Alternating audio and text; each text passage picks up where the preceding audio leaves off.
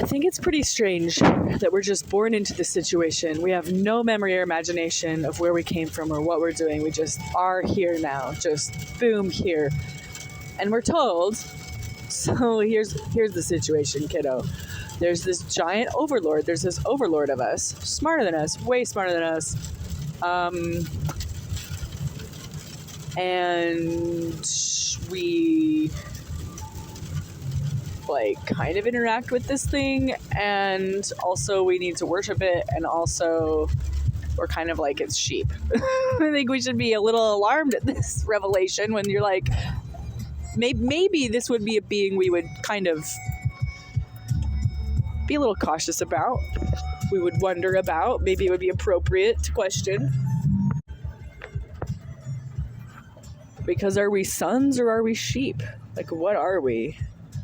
What actually is this relationship? And it's like, oh, well, God gives me a lot of good stuff. Well, I gave my sheep a lot of good stuff too. And I ate my sheep.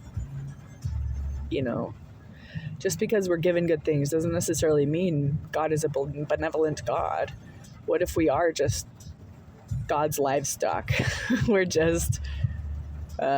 like somehow like our consciousnesses are consumed or something, like somehow the Jesus stuff makes us more delicious to the God thing that's over us. At some point I had enough real interactions with something else, some other thing, that I went, oh wait, this is a real existing other entity just behind the curtain there, just behind the wall, just behind the veil, I guess, just right there, like right behind what I can't see, dark side of the moon. I don't know what it all means, but when I realized it's a real existing actual being, it's like, oh wait a minute, what does that mean? That's kind of creepy. It's like an alien or something. Like, oh no, it's even worse. That's worse. So now I'm like, what kind of relationship do I have with God? God's always been there for me. God is in the details. God is with me now.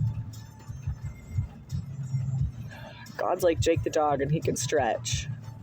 God's pretty cool. I feel a deep sense of peace.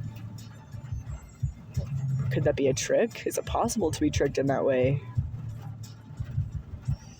Dunno.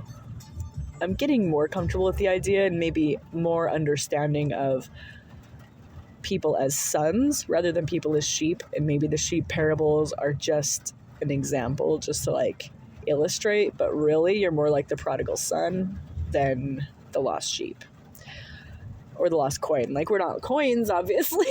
Or maybe we're some kind of currency. Maybe they trade us around. Them in the God realm, we're just kind of like this commodity, I don't know, that they eat. I think we're more sons, though. I think that. I have hope that we're sons, not sheep. Because what else can I hope for? What can a sheep hope for? But it also brings to mind the idea of that which you did least these, my brethren, are like, do unto others as you would have done unto you. And like, should I eat meat? Because I wouldn't want to be a sheep. I would not feel comfortable with a situation where I'm just being fed and led along to be eaten. It doesn't feel like love. It feels crazy. So therefore, am I morally constrained from eating meat then? I would say maybe. And I would say when we ate our sheep, going out to face the other sheep the next day, that was weird. It was very weird. It's like, aren't we a family here? You know? We're eating members of the family? Oh, it was a little weird.